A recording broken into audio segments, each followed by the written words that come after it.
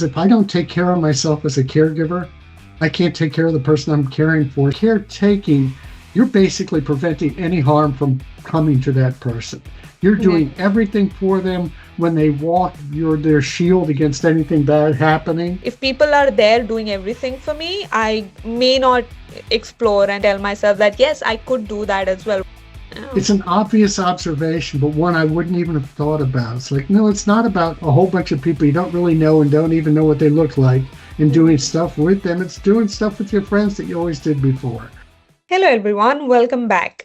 Today, we are talking to Ed Henkler. He's been a friend and a colleague for the past couple of years. He is very kind, he's very smart, he is really putting himself out there to help or support blind and low vision people like myself and the larger community in terms of employment. But I will let him introduce all of that in a few minutes. For me, I just want to tell you that I invited him to this conversation and to you guys because he's been a caregiver. He cited himself, but he experienced his mother losing vision and he was a caregiver for her as she went through that journey. I want to dive deeper into that because I feel like that's not talked about enough. We talk a lot about people who are going through those losses, people who are going disabled, or in some form, people who are losing vision, but their support system, that's what I like to call them, that support system that supports them going through those losses and provides the care which they are not able to kind of get for themselves or provide themselves due to their loss. Those are all caregivers. So that's the definition. If you have someone in your life, a loved one, uh, a friend, a parent, a child, like it was in my case for my parents, then you're a caregiver. If you're trying to support them through that loss, you're a caregiver. And I need you to know that you're not alone in this. There are a lot of people that go through that journey, and it's not easy, it's tough, it's overwhelming, it's intimidating. But I'm gonna try and find out if there are any upsides for that, or if it is just about that's how the society works. Somebody supports you for something else, and you support somebody else for something else, right? We all just are part of this society and community where we are all supporting each other. If you're supporting someone, someone else is supporting you. So I'm gonna try and find out if there's more to the caregiving story, and what else is there, what are the challenges, everything. I'm going to ask all of those questions because I ask that question to myself and my people around me all the time. Like, what is in it for them? Because it must be hard and challenging, and they're still, they're always there. I have my caregivers, the core support system has been there for me from day one, and they've all stuck around. And I would sometimes wonder, like, why are you sticking around? This is not conventional support or friendship or parenthood or even a partnership or a spouse relationship. It's not typical, it looks different. Then why are you in it? Like, what is it like that keeps you going? What are those motivations? So I'm going to ask Ed all of that, and the tough questions. And let's see, hopefully, we'll find some answers, and hopefully, you'll find some resemblance to your story and know that you're not alone in this journey. Thank you so much, Ed, for joining us. Welcome to the show. Thank you very much, Sakshi. I'm looking forward to it. Awesome. Okay, so I did give our listeners a bit of a brief initially about how I'm going to dive deeper into your experience as a caregiver, plus your role as someone who's kind of encouraging employment and making those connections in this whole community. But before we get into any of my curiosities, can you please introduce yourself in your own words? Sure. My name is Ed Henkler. I would say that my life was pretty traditional until sometime in my 40s when my mom called up and said, I have macular degeneration. And I remember telling her, I have no idea what that means, but degeneration doesn't sound good. And she explained it to me. And this may come up in our further discussion, but I'm an only child. My dad had died relatively early. She lived in Florida. We lived in Pennsylvania. And when all of that happened, we knew we'd have to adjust. It was in the 1990s. It was before there were any treatments as exist right now with the injections. So she lost her sight in one eye very suddenly. It occurred really over a period of a couple of weeks, and she had no central vision left at that point. It was another 5 years before the other eye deteriorated, but at that point we moved her. We were prepared, and we moved her within about a week of her call. And I knew nothing about blindness at the time. I don't even know that I had been around somebody who was blind. We were fortunate to find an association for the blind. They restored her independence, and that really changed my perspective on what was possible. And that's what led me on the path that I'm here now, here following now, supporting people who are caregivers to people who are blind, supporting people who are losing their vision, not in the form of orientation and mobility and vision rehab, but rather just how to learn to thrive with vision loss.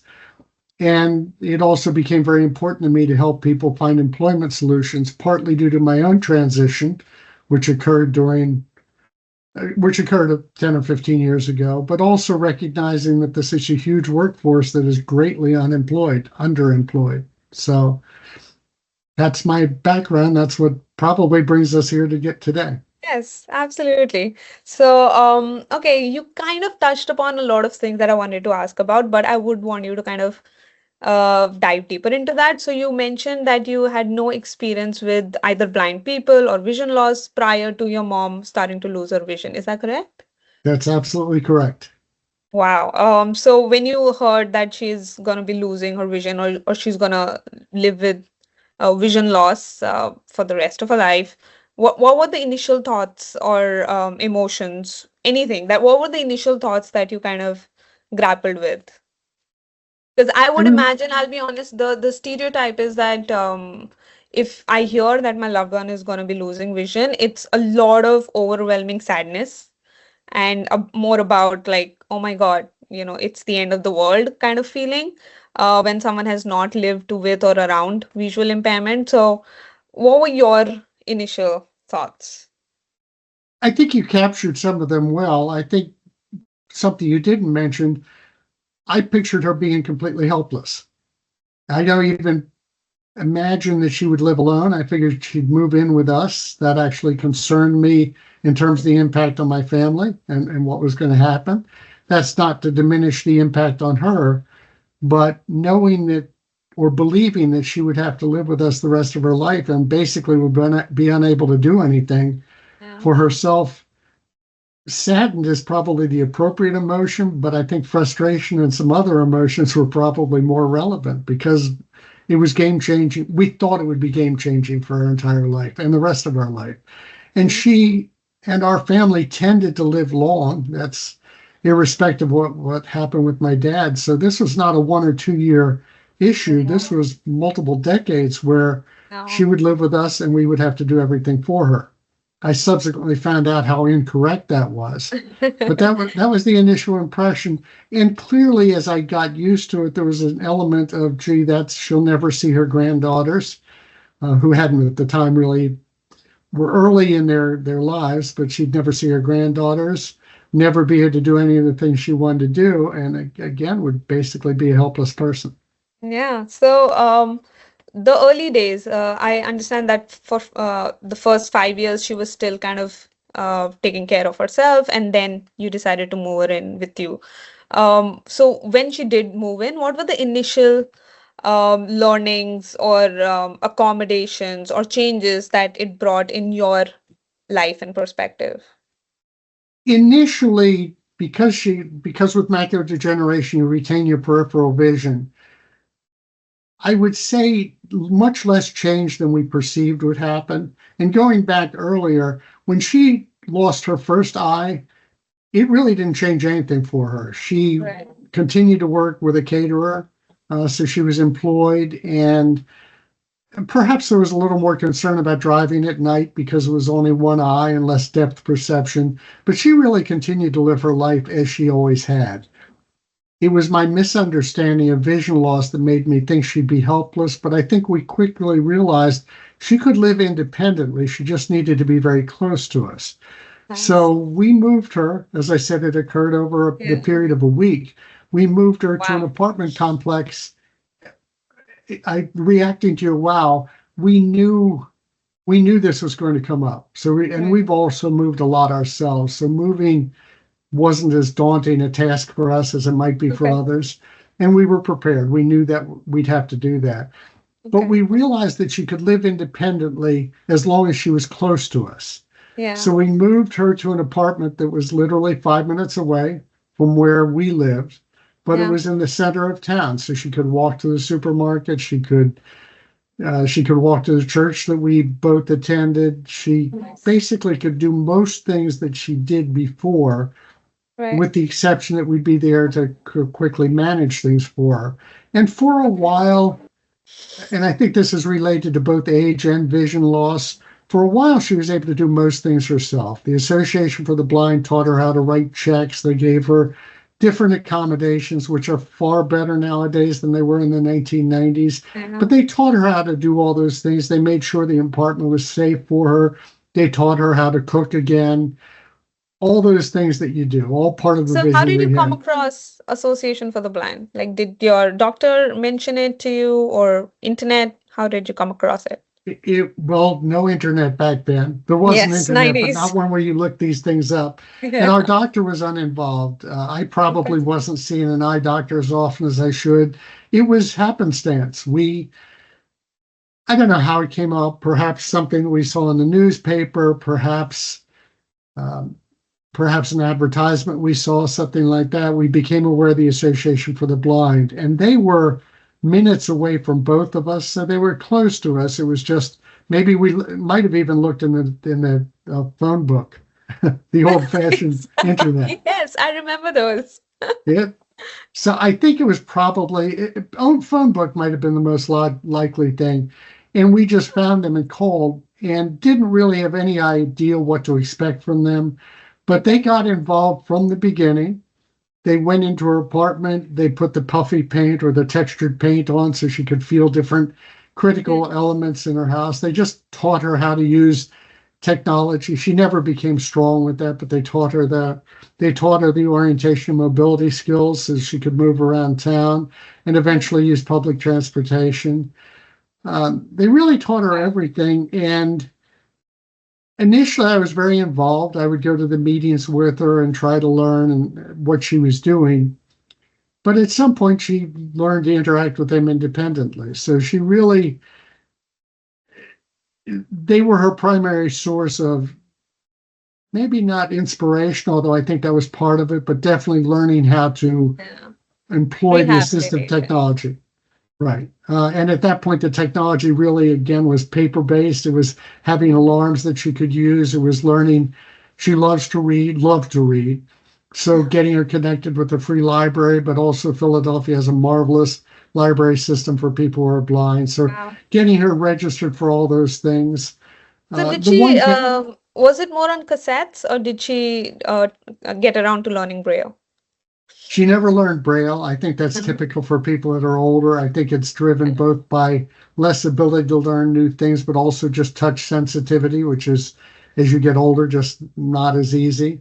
Right. But the bigger gap, and it was one that frustrated me, is she had never been good with technology. I joke with people that she wasn't able to use a recorder, just a tape recorder with five Mhm. buttons on it. She struggled with that as a sighted person. So you can imagine things like that were going to always be difficult for her Mm. as a blind person. She did learn to use them, but never well. And her TV, she loved to listen to sports, so she would do that, but it felt like every week she would foul something up on her remote control and I'd have to go over to set it back up.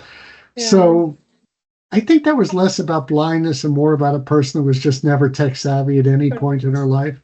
Sure. That makes sense. So, as she adapted, and what were like, what were the certain things which kind of burst your myths about that, she'll be helpless and she'll be completely dependent on someone else. So, could you share like maybe an incident which you thought that prior to her telling you that she's going to lose vision, or prior to her actually associating with the Association for the Blind, you might have thought that she'll never be able to do, and then she was able to do it. I think Any it's about examples, any anecdotes? I think it's about orientation and mobility. I really figured she would never ever go anywhere else without us with her.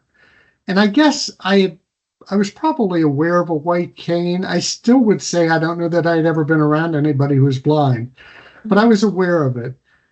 But I just assumed that we would be taking her everywhere the rest of her life. So learning to cook, learning to do those things, I didn't understand how they would happen, but I guess there was an element that I assumed perhaps that would be solved. But operating into moving around independently, I just didn't think would be part of it. And once she was finally able to do that, and it didn't take real long, certainly in terms of walking locally, public transportation probably took longer. That was a big surprise to me. And one of the things I remember, we were big about having her be independent once we realized she could be. And Yeah, she tended to be somebody who liked to be, she wouldn't admit it, but I think liked to be dependent. yeah. So we actually would push her. She stayed with us for a while during a cancer diagnosis.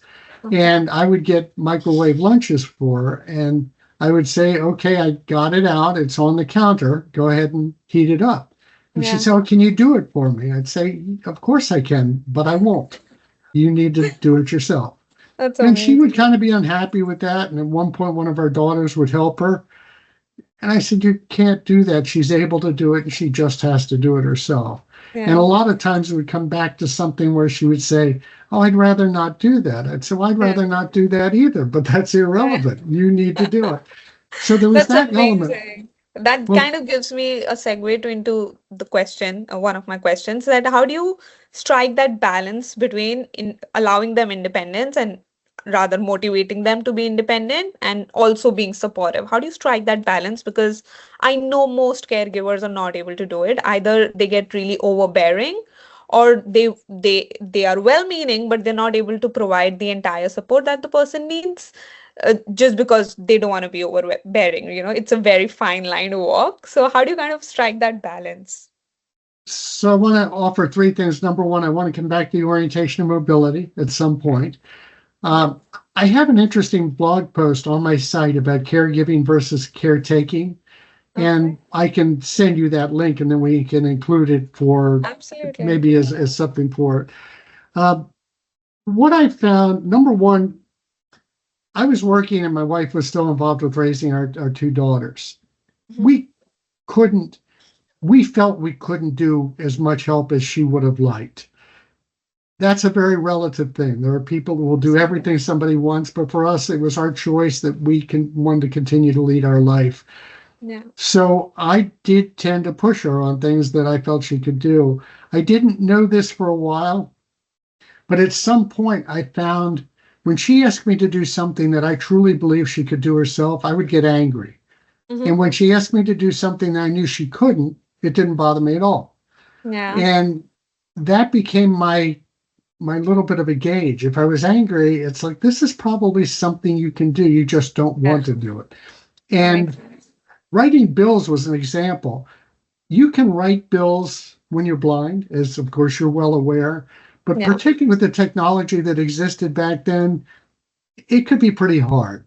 And Yeah. I took over her bill paying with no question and no frustration. It was an extra task, but I thought it was important for financial safety, and I felt it was just something she couldn't do. When it got back to something like food or shopping for herself, there Hmm. were there were transportation solutions and they were imperfect. If you use transportation solutions for somebody who's blind, Yeah. a 1 hour trip is often going to be 3 or 4 hours. They won't pick you up when you're supposed to be picked up. They won't be ready when you're ready to go back. You may Yeah. be with a group of people. And that's frustrating. But she was fully retired at that point. So I'm sorry it's going to take you 3 or 4 hours versus 1 hour, but you Yeah. can deal with that. Take your book along, listen to your tape while you wait. Yeah. So it came back to that. If I'm angry, I think she ought to do it. If I and angry maybe isn't the perfect word, but Yeah. high Really. frustration.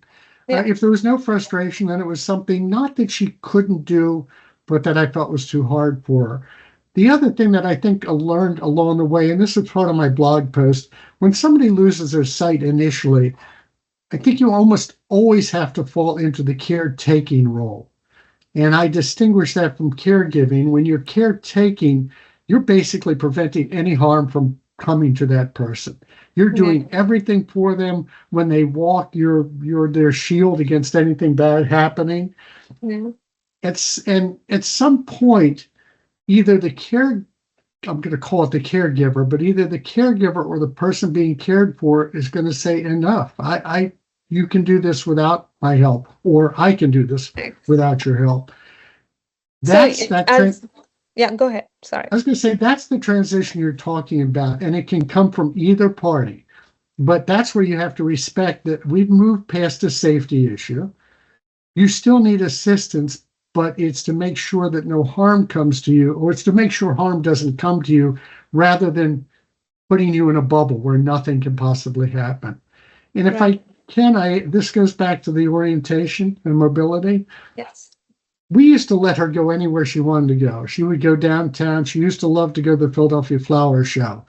That's Okay. a crazy setting for somebody who's sighted. When you're blind, it's far worse.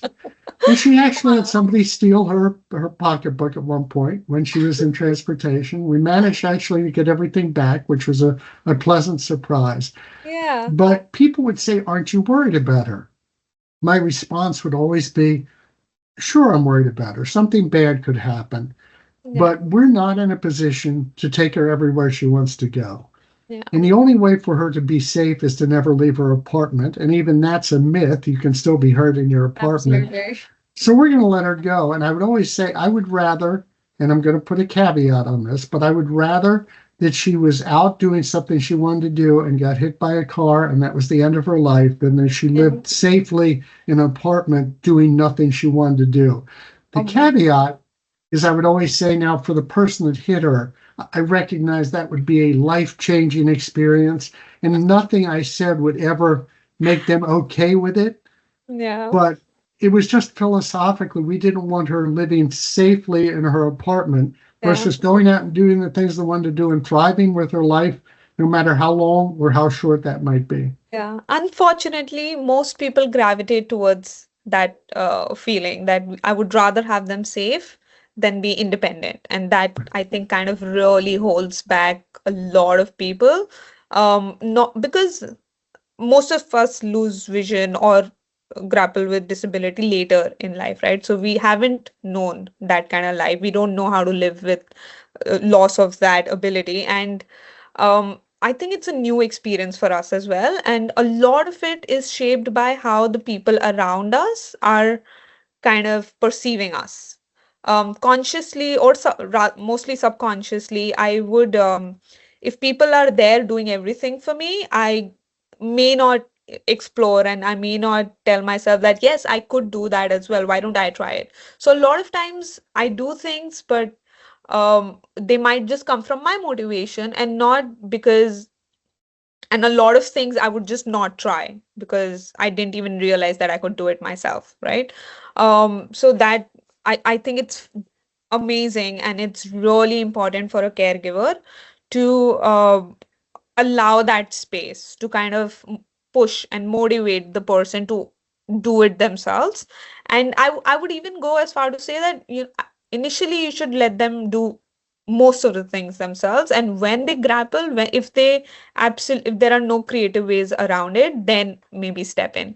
But of course, this kind of brings me back to the point you made earlier, that it sounded like you believe that both are important. Initially caretaking is what the person might need, and later on you kind of transition into caregiving, where you are only filling in gaps which are absolutely not fillable by themselves.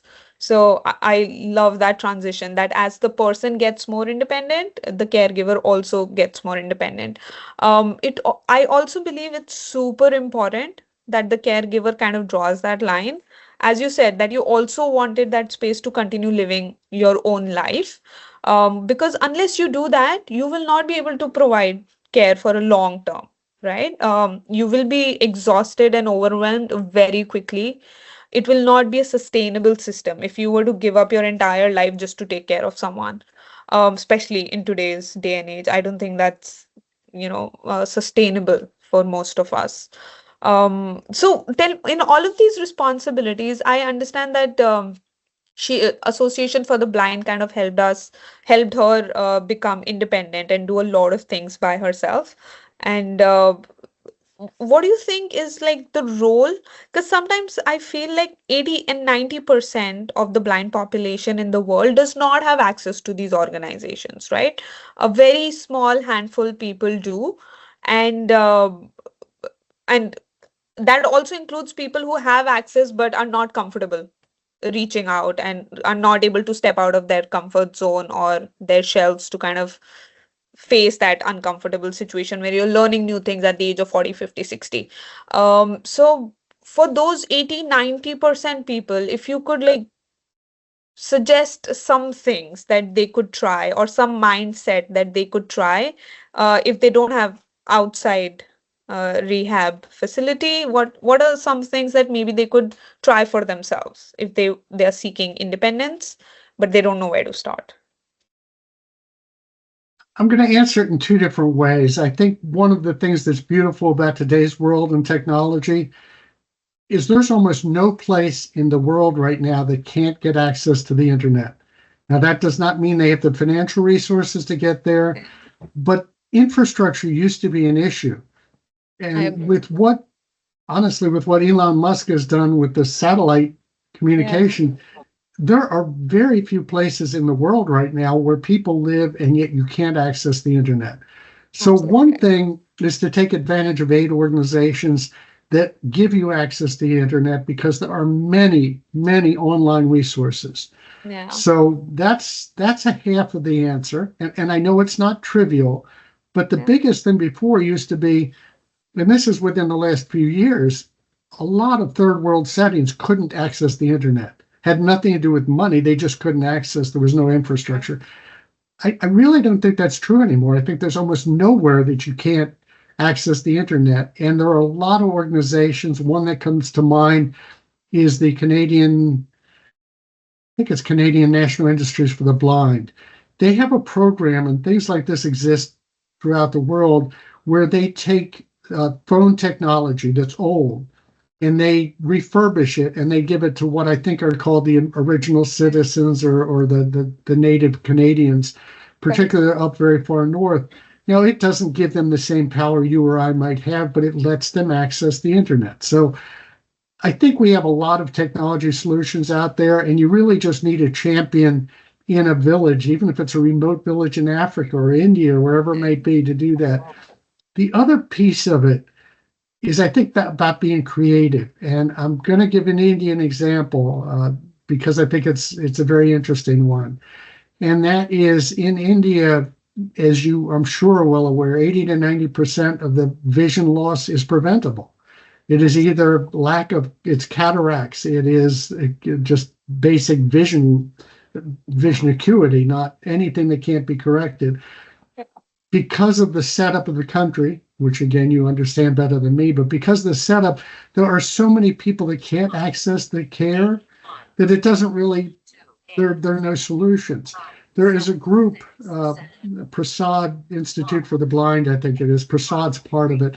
And what they do, they're teaching high school students how to do cataract surgery, not how to be eye doctors, but how to do one very simple ocular Yeah. surgical task, and they're giving them that skill so that in the rural villages you can have people from the village, perhaps just high school students, who can do cataract surgery. And then when you have a difficult case, something that's well beyond cataracts, that person can be taken to a central area where there are better facilities. But now you're talking about 10% of the population rather than 100%.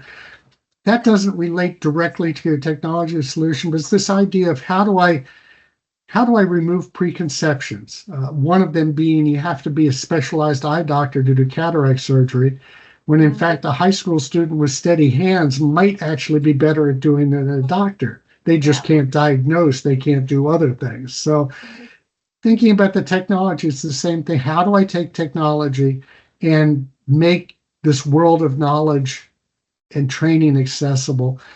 I think about orientation and mobility. I've been around that now for years. I couldn't teach somebody how to do it. I know pieces of it, but I would never be able to teach somebody how to do that safely. But there are online resources, there are amazing online resources that could teach somebody everything. And there are probably apps, there are apps that use technology, including what you're working on, Yeah. that will provide that ability. So it's just a matter of connecting with it and realizing it's there, no longer not having access. Yeah. So, speaking of technology, if you could, as a sighted person, you see a lot of this technology which is available to you. It could be applications, it could be on your phone, it could be laptop, it could be just microwaves or smart iRobot vacuums, like all this technology around you, right? And then you kind of see the technology that is available to people with blindness or low vision or sight loss. What do you see any gaps in those the pace of those technology developments or just how they are today? If yes, then what do you think might be the reason for it? So this is not a direct answer. I will come back to one of those, but as a caregiver, as a sighted person, I often find it hard to use technology for the blind. And I think that's because it's designed for somebody that doesn't see. And because I do see, I tend to struggle with accessing it because I'm using what I would traditionally use and it doesn't always work well. That's not a gap in the technology, but it's for the caregivers that are listening to this podcast to realize just because you find it hard may not mean it's going to be hard for the other person. Nice. I think the other part, and I'll go back to my mom before all today's technology was here. She loved to cook, but she never learned to use a laptop or even just a desktop computer. Basic understanding of that technology would have let her create gourmet dishes, but she was limited because she just couldn't get past that technology hurdle. Yeah. I think today's technology is getting so responsive because of AI and other things that even for her, instead of having to type something in or even have a voice to text primitive solution, nowadays it would be, I want to fix Asaboco. How do I do that? And the thing would just immediately populate the answer for you and it would be read to you. So I think that was a gap. I think to some degree it's still a gap, but it's a rapidly disappearing gap because Nice. of AI. It is becoming so easy to interact with technology with Yeah. no tech skills, with just asking the question and having it tell you how to do it. I agree because I just bought this Ray-Ban Meta the other day just to try it out because it's so popular in our community. And I was trying it out. I was standing in front of a staircase which was going downwards. I actually asked it how many steps are there in the staircase. It wasn't precise, but it did give me an answer. So I think that's a huge step because a lot of times these camera-based applications, the AI versions of them, they will not attempt such information because uh, it's just either not programmed that way or it's a it could be a legal issue. I don't know, whatever the resistance might be, but they would not attempt it, or their algorithms are not yet so progressive that they can attempt it. But it is counting and it's trying, and I absolutely love it. I love the way technology is developing today. While it does give a lot of space to um, people with different abilities or disabilities to kind of use them as well. I do think they need to kind of still integrate those kind of gaps consciously into their technology because it will function for me as it would function for you. But if I need like specific details, those details might be uh, they might need to be more precise for me than they might be for you. So I feel like if it we could consciously integrate those gaps and those use cases into the technologies, I think that would be really much better. I understand that we have a lot of faith in technology today, and it's going to be filling in a lot of gaps that we've been struggling with. What do you think are the key areas that need to be worked upon a bit more, or areas that need to be enhanced a bit more that could help with the blind community even more? What are those technology areas or technology specifically which you think could help? I think the biggest thing is what machine learning is doing for us, and it's actively changing. So I can't call it a gap as much as something. It's imperfect, but getting better quickly.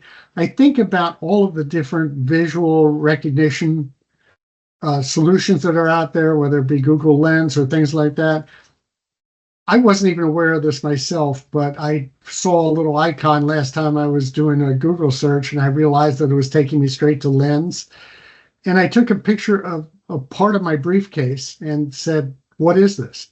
And it came back in a few seconds with a very precise, probably a better description of what it was than I could have given.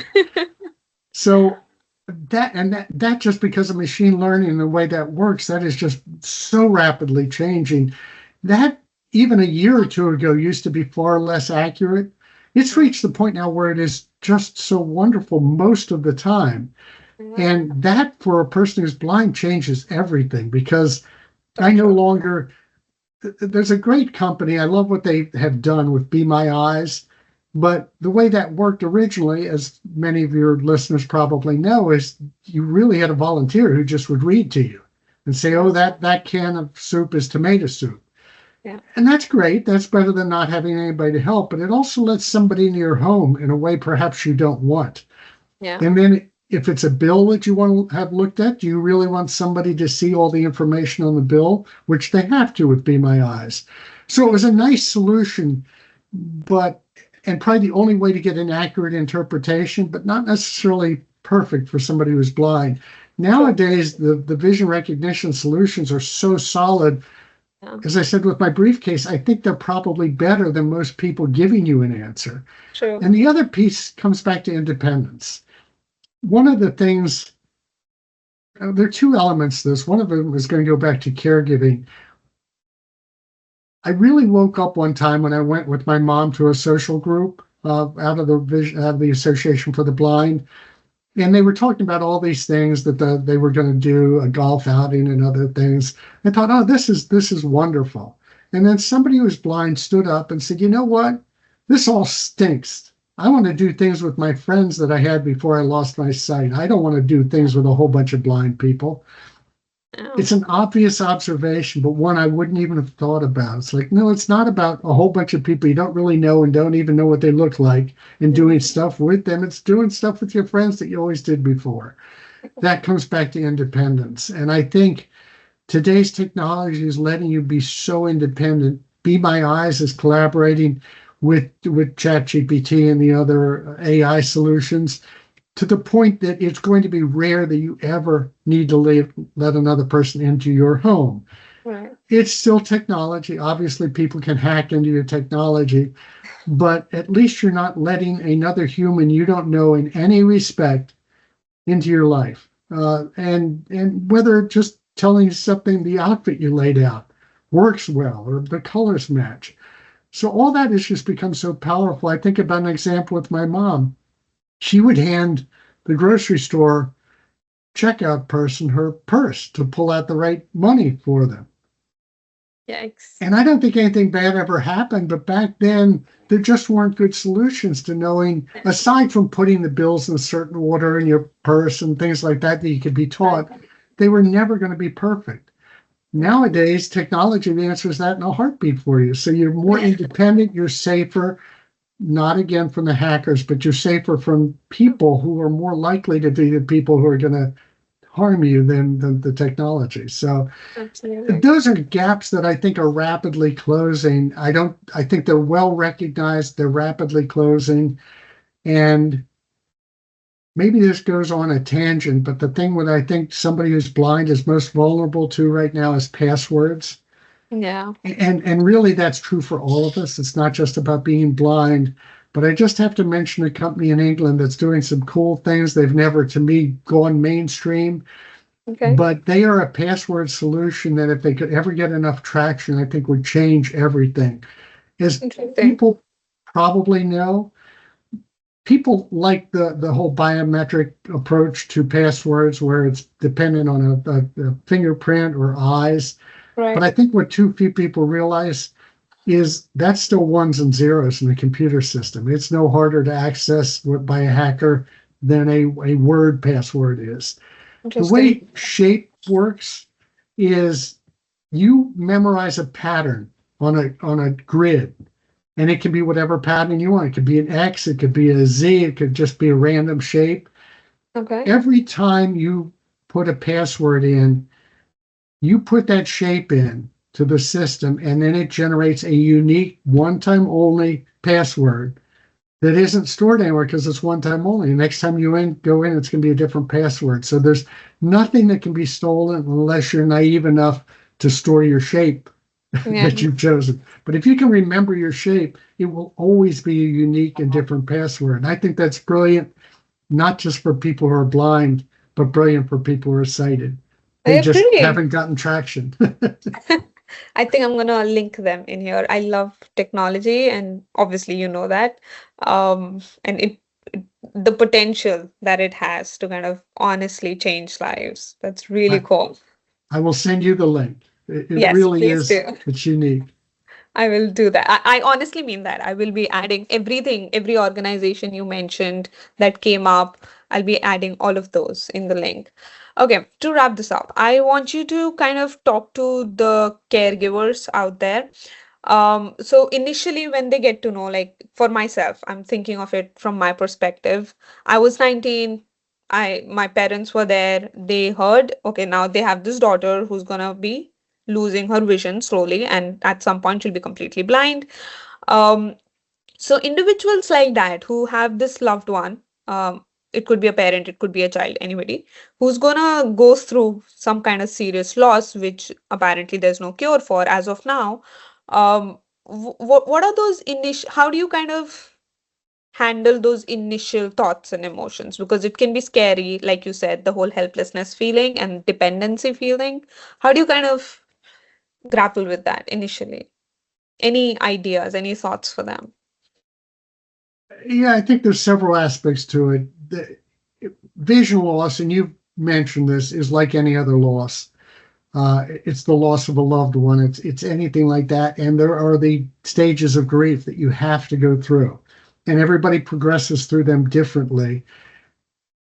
So you have to keep that in mind. There is a point at which the person is moving too slowly, and that's not a specific number of days, weeks, or months, but there's just a point at which perhaps they're stuck, and you may need to push them. By the same token, somebody can move too fast or ignore the stages, and that is always going to be a problem. So you have to recognize it's a loss. You have to recognize that it's a loss for both people.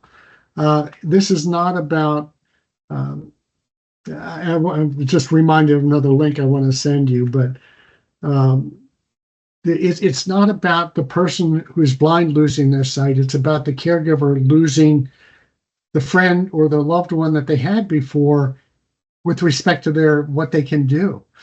And the link I'm going to send you is about a couple that went through that in their 30s or 40s. So they were middle age with many years in front of them. And the caregiver really struggled with the idea that he did not want to complain. But his wife was losing her sight, and that meant so many of the dreams they had were going to be modified at a minimum. Things like they love to play racquetball. Well, there are solutions to play sports without vision loss, but the way they played before wasn't going to happen anymore. Right. So it's things like that. The caregiver has to keep in mind they are suffering loss. It's not inappropriate to feel bad or to want some sympathy. At the same time, it's appropriate to realize the person experienced the actual loss is probably on a tougher journey, but you're both on a journey. And you just can't forget that. You have to acknowledge that and deal with it as it goes through. I think there are so many positive sides. This is going to sound weird, but positive sides of vision loss. You need to find a way to focus on what is going to happen differently.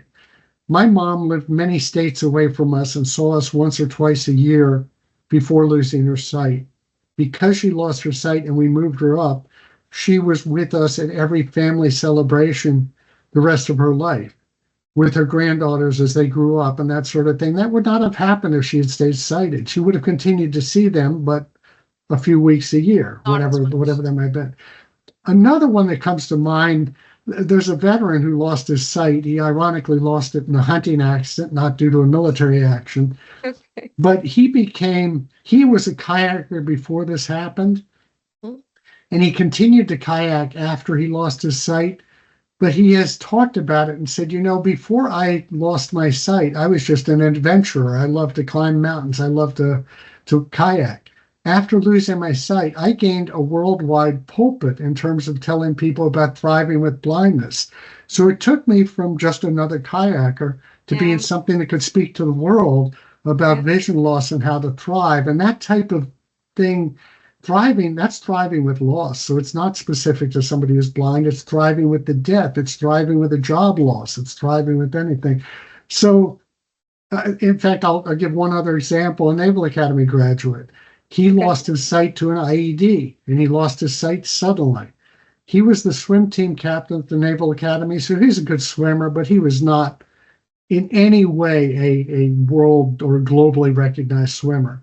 Right. When he lost his sight, 1 year to the day after losing his sight, he won swimming gold in the London Paralympics. Now, he would Wow. never have been an Olympic champion, but he became a Paralympic champion with multiple golds and silvers. He has set Amazing. all sorts of records in the Paralympics for biathlon and things like that. He is now doing his PhD in an Ivy League school. Now, Wow. maybe he would have done some of that without vision loss, but I doubt it. Perhaps the Ivy League school never would have been an Olympic champion. And he's a globally recognized speaker. So vision loss led to opportunities he would not have had otherwise. I would not Yeah. wish vision loss on anyone, but you have to recognize that good things come with it as well Yeah. as bad. And I don't know if this part is part of a closing remark, but one other thing I wanted to say, I've been around so many people who thrive with vision loss, and yet the thought of losing my vision is terrifying to me. And I think it's one of the hard things about being a caregiver. Letting my mom go that first time just felt like a terrible thing to do because I myself, if I couldn't see, am frightened by the idea of going out with a white cane and hoping people will see me and know what to do and that I'll do it the right way.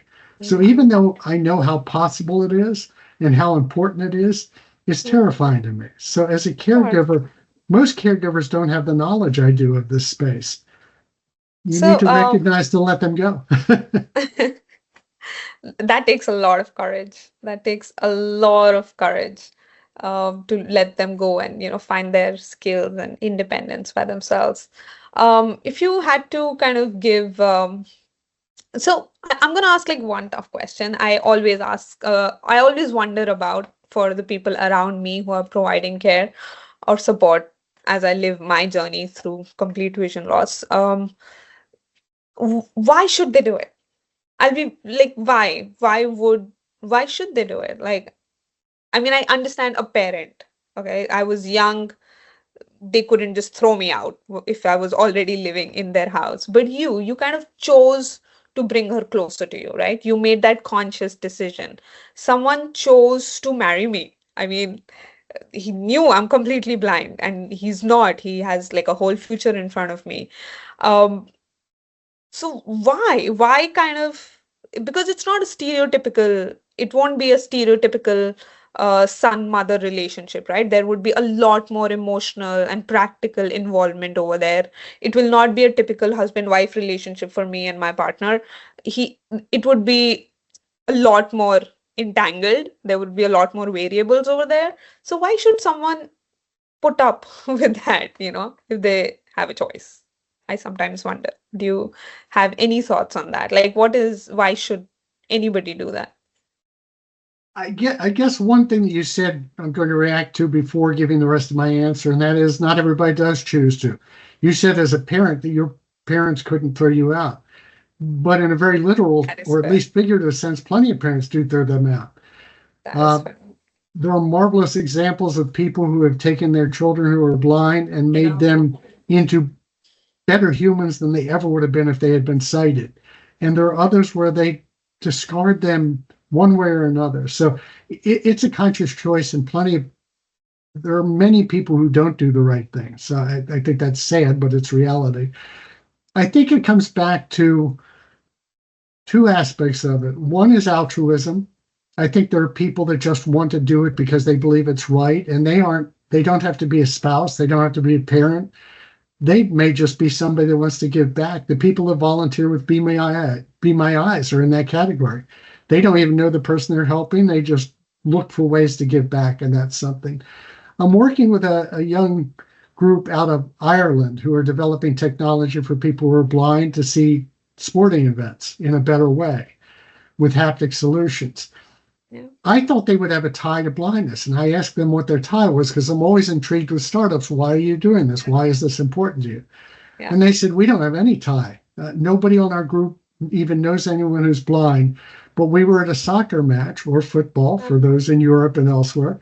Yeah. And we saw two guys sitting together, and the one was tracing on the other person's hand the movement of the soccer ball. Yeah. And we looked at that and said, with technology, we could solve that problem. We should solve it. So it was pure altruism. They just wanted to give back because they knew they could. That's amazing. Um, so I think that's what motivates a lot of people. And then the other thing, and I don't know you or Hirsch well enough to be certain about this, but I think the exact same thing with the Naval Academy grad where I told the story because he got married after losing his sight, and he has two prosthetic eyes. He has absolutely zero vision. Okay. But what looks like a very intelligent, smart, pretty girl married him. And I say to myself, why would she? But he is still in training for marathons and for triathlons and things like that. She is his sighted coach. They probably spend more time together than any sighted couple ever naturally would spend. So is that a burden? Maybe yes. Is it an opportunity? Maybe yes. It depends on the couple, but they are thrown together because they have to be thrown together, and they do far more together than they might ever otherwise. The other thing, and this is kind of where I was thinking about you, if technology evolves quickly enough, and for you, I think it will. I'm not sure about me. We're at a different point in our age, in our lives. But I think at some point you are going to have the equivalent, if not better, vision than Hirsch does. And the reason I say that is because we're either going to replace your medical your visual circuitry in a way that you can restores your vision, or with technology.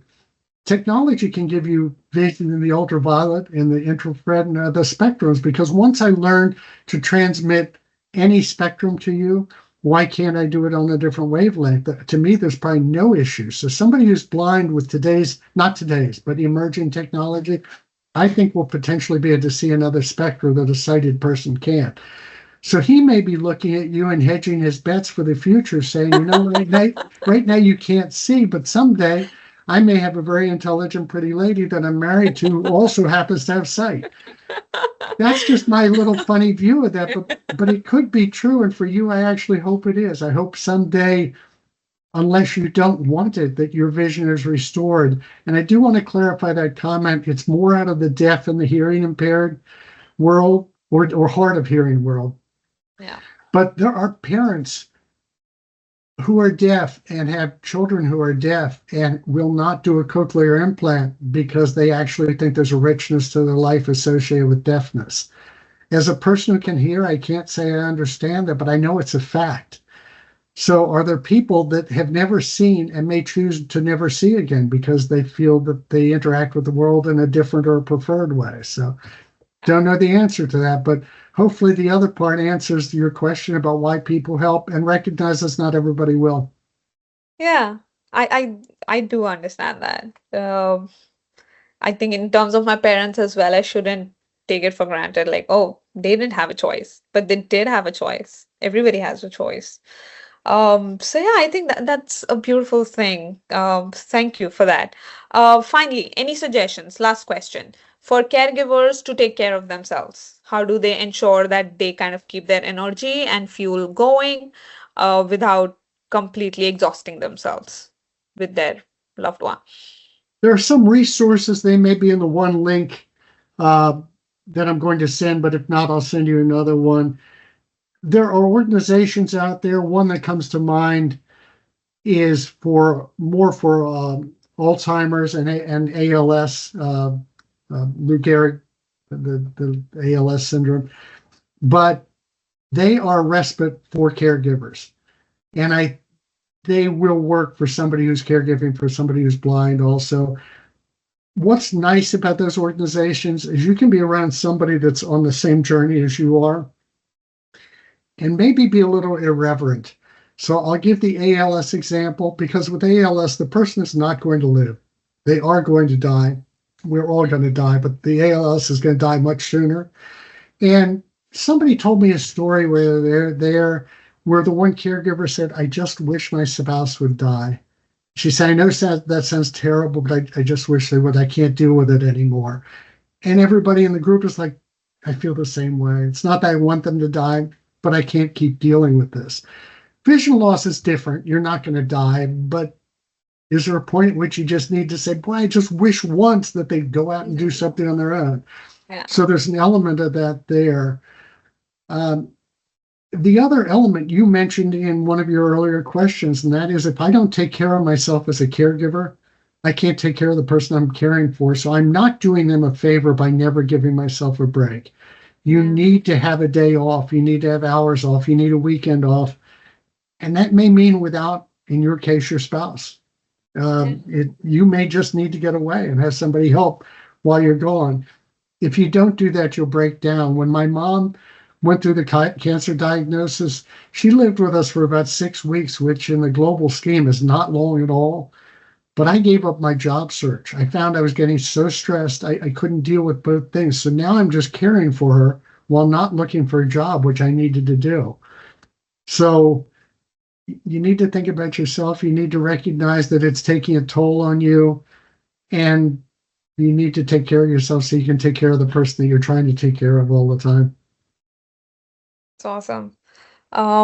With that, I think we can close and thank you so much, Ed, for sharing all of your thoughts and stories. It's my pleasure.